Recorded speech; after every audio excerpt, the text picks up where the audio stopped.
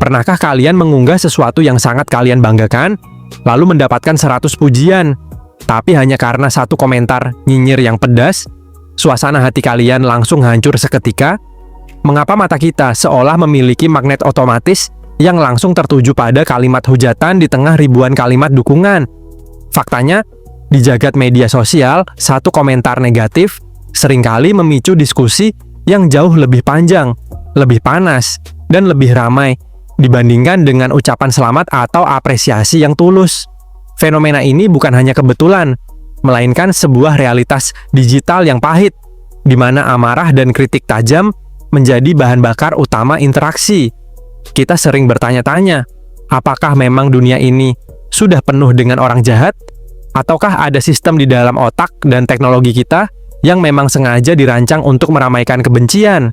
Dalam 10 menit ke depan, kita akan membedah secara mendalam misteri psikologis dan algoritma yang menjelaskan mengapa hujatan selalu menang balapan melawan pujian di kolom komentar kalian. Topik mengenai dominasi komentar negatif ini menjadi sangat penting karena berkaitan langsung dengan kesehatan mental kita semua dan bagaimana cara kita mengonsumsi informasi setiap hari. Banyak orang merasa tertekan, cemas, bahkan takut untuk berekspresi karena bayang-bayang komentar negatif yang selalu siap menerkam. Masalahnya bukan hanya pada etika netizen, tetapi pada mekanisme evolusi manusia dan cara kerja platform media sosial yang kita gunakan. Menjelaskan fenomena ini akan membantu kalian memahami bahwa ramainya komentar negatif bukan selalu berarti mayoritas orang membenci kalian, melainkan ada faktor bias negativitas yang bekerja secara otomatis.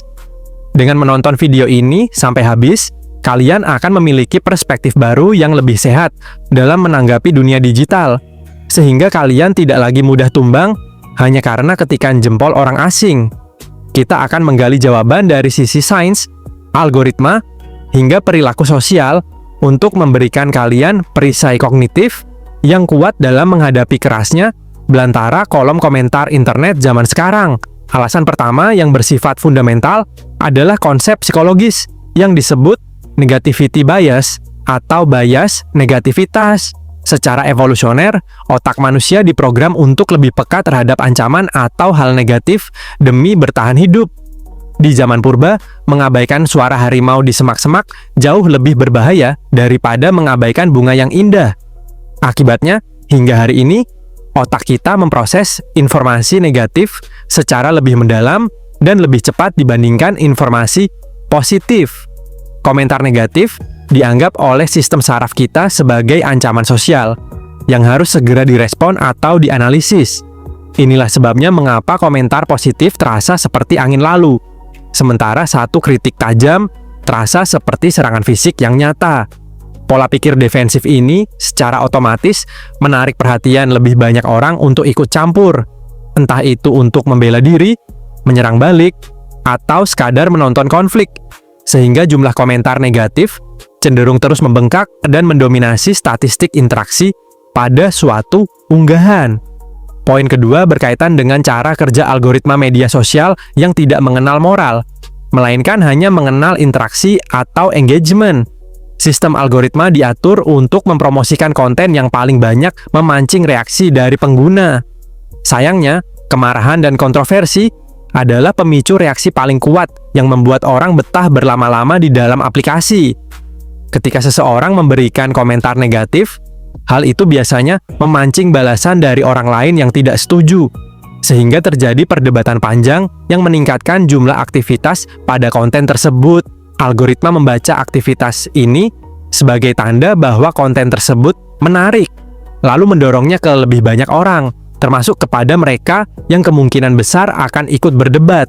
Secara tidak langsung, platform media sosial sebenarnya memberi panggung pada komentar negatif, karena secara bisnis, konflik menghasilkan lebih banyak klik dan waktu tonton daripada kedamaian. Hal inilah yang menciptakan ilusi bahwa dunia digital penuh dengan kebencian, padahal algoritmalah yang terus menyodorkan kebencian itu ke depan wajah kita. Alasan ketiga adalah faktor anonimitas dan deindividuasi yang terjadi di dunia maya, yang sangat berbeda dengan interaksi tatap muka. Di dunia nyata, ada norma sosial dan rasa sungkan yang menahan kita untuk berkata kasar. Namun di internet, seseorang bisa bersembunyi di balik foto profil anonim atau layar ponsel yang dingin. Hal ini memicu apa yang disebut sebagai online disinhibition effect, di mana orang merasa bebas melepaskan agresi mereka tanpa takut akan konsekuensi sosial yang nyata. Selain itu, ada kecenderungan orang untuk merasa lebih berani saat melihat orang lain sudah mulai menghujat terlebih dahulu.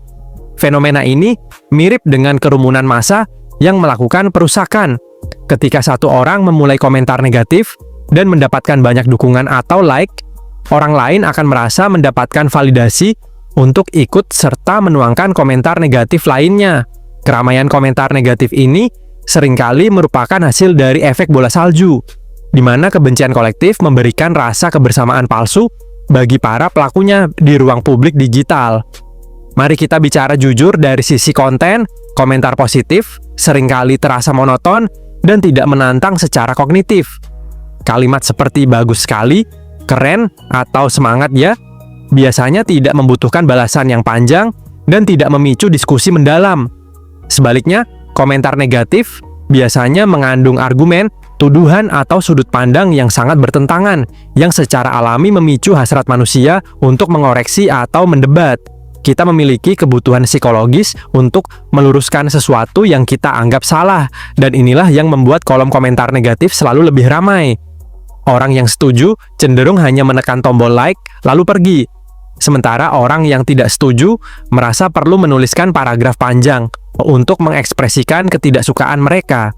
Perbedaan energi dalam merespon inilah yang membuat volume teks pada komentar negatif selalu tampak lebih besar dan lebih menonjol dibandingkan dengan apresiasi positif yang singkat dan padat, namun sebenarnya mewakili mayoritas audiens yang diam. Faktor terakhir yang sering terlupakan adalah keinginan individu untuk merasa memiliki superioritas moral atau intelektual di atas orang lain. Menulis komentar negatif atau kritikan pedas seringkali menjadi cara bagi seseorang untuk memamerkan betapa pintarnya mereka, atau betapa tingginya standar moral yang mereka miliki dibandingkan si pembuat konten. Dengan menjatuhkan orang lain, ada rasa kepuasan ego yang didapatkan secara instan. Keramaian ini terjadi karena ketika satu orang merasa superior, orang lain akan merasa tertantang untuk menunjukkan bahwa mereka lebih superior lagi, menciptakan lingkaran setan debat yang tak berujung. Komentar negatif adalah alat yang mudah untuk menarik perhatian dan pengakuan dalam waktu singkat. Di dunia yang semakin kompetitif, mendapatkan perhatian melalui konflik jauh lebih mudah daripada mendapatkan penghargaan melalui prestasi. Keinginan untuk menjadi pusat perhatian dalam sebuah konflik inilah yang membuat kolom komentar negatif selalu penuh dengan orang-orang yang ingin didengarkan suaranya, meskipun dengan cara yang menyakitkan. Untuk memastikan informasi ini menetap di pikiran kalian, mari kita rangkum mengapa kebencian selalu tampak lebih berisik. Kita telah membahas tentang bias negativitas, warisan evolusi yang membuat kita lebih peka terhadap ancaman daripada pujian. Kita juga membongkar rahasia algoritma yang memang sengaja mengamplifikasi konflik demi keuntungan bisnis platform.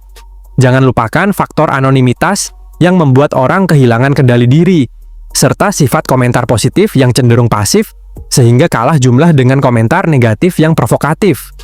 Dan terakhir, keinginan manusia untuk menunjukkan superioritas moral melalui kritik tajam di ruang publik. Kelima poin ini membentuk sebuah ekosistem digital yang memang dirancang untuk meramaikan sisi gelap manusia. Dengan memahami pola-pola ini, kita sekarang tahu bahwa ramainya komentar negatif hanyalah sebuah mekanisme sistem, bukan cerminan murni dari realitas dunia yang sebenarnya masih penuh dengan orang-orang baik yang memilih untuk tetap diam. Nah, setelah memahami semua ini, saya ingin menantang kalian semua. Mulai hari ini, mari kita ubah cara kita berinteraksi di media sosial. Jika kalian melihat konten yang kalian sukai, jangan hanya menekan tombol like, tapi luangkanlah waktu 10 detik untuk menuliskan apresiasi yang tulus di kolom komentar. Mari kita lawan dominasi negatif dengan keberanian untuk bersuara positif. Apa pendapat kalian tentang fenomena ini? Apakah kalian punya pengalaman unik saat menghadapi komentar nyinyir? Ceritakan di kolom komentar bawah ya. Mari kita buat diskusi yang sehat dan membangun di channel ini. Jangan lupa untuk tekan tombol like Jika kalian merasa video ini memberikan pencerahan, dan share video ini ke teman-teman kalian